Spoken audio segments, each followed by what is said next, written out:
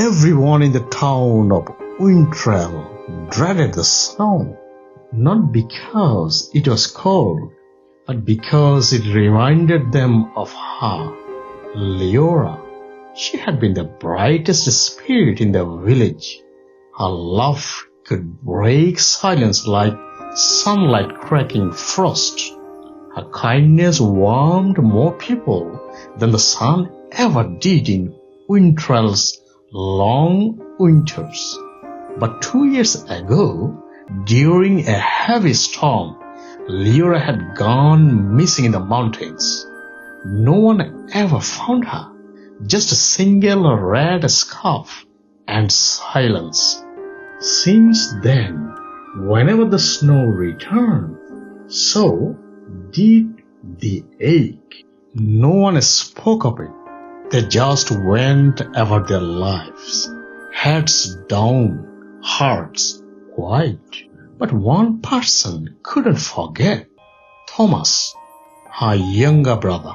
At only 13, when she vanished, Tomas had stopped smiling, stopped singing, stopped believing that anything beautiful could last, until one snowy morning on the cusp of spring, something changed. He found a letter slipped between the pages of Leora's old journal, hidden inside her wooden chest. The letter read, "If you are reading this and I am not there, don't freeze your heart with mine.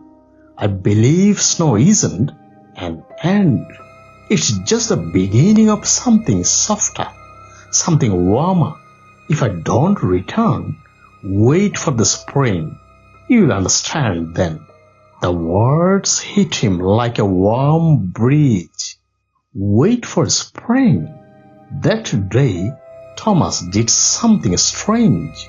He walked outside barefoot in the snow and stood exactly where his sister used to sit, beneath the lone pine at the village's edge. He sat there every day. Villagers watched, puzzled, as the boy who once locked himself away was now sitting in silence, sometimes smiling, sometimes crying. The snow melted slowly that year, but something else was thawing too. The village. One by one, people began joining Tomas. Someone brought a blanket, another brought tea, a child brought a flower and placed it in the snow beside him. No one said much. They didn't need to. And on the first day of spring, something miraculous happened. The last patch of snow under the pine disappeared, revealing a small stone underneath.